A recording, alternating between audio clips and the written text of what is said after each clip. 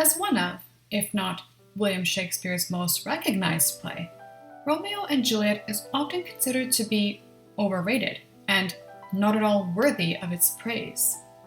I actually haven't read it or seen the film adaptations in a very long time, but can still remember virtually everything about the story.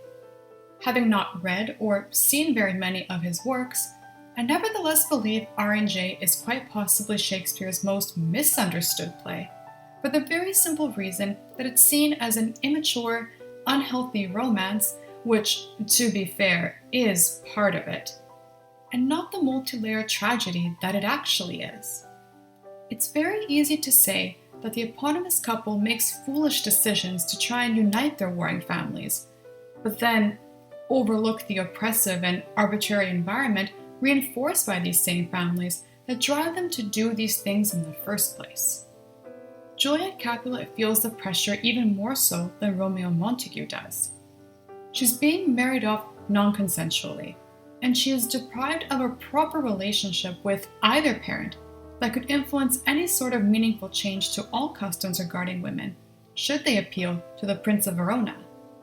She's not really in love, sure, but Romeo's significance to her is still quite complex. He is her escape, her political statement, her chance to explore her passions. On Romeo's side, all we know for sure is that Juliet is a distraction from his previous love interest, Rosaline, who happens to be her cousin. Candidly speaking, it doesn't really matter which one he puts an end to the family feud with.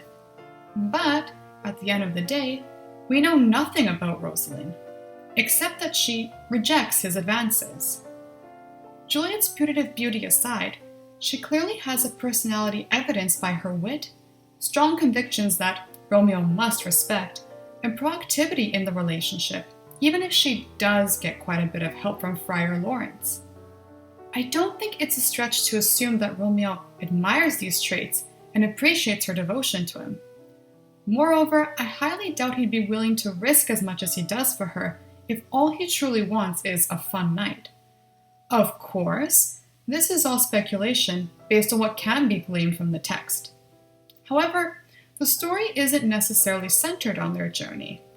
What we're really reading about is the conflict between the Montagues and the Capulets through the couple's eyes. You can certainly make an argument for the latter's love as I have, but there's absolutely no indicated reason for the former's feud. It must be rather pointless in this case, but what seems to matter more are their feelings and approach to it, especially as the play comes to an end. It takes a tragic event for them to come to their senses. Unfortunately, there are and have been people who only learn their lesson after that, if they are lucky. Cautionary tales ultimately come at a price in hopes that audiences will earnestly consider their perspectives on things. We might say that the pair could have left Verona entirely and put their marriage to the test, or try to make the case for it publicly in spite of the risks. But these routes would be going against the point of the play. There is no communication or an effort made to understand. Everyone is willing to do whatever it takes to maintain their own selfish pride instead of collectively working toward a tolerable society that's worth living in. Due to a lack of prioritization skills, as well as a sense of agency, the oppressors end up looking like cowards instead. And that's precisely what Shakespeare presumably wanted us to see. Giving up on them doesn't solve the problem, and the lovers' final decision, ironically, does just that. Their own selfishness leads to something greater than themselves, whether they realize it or not. With all this in mind, how can we honestly say that R&J, which continues to be shown and adapted to this day, is a terrible story?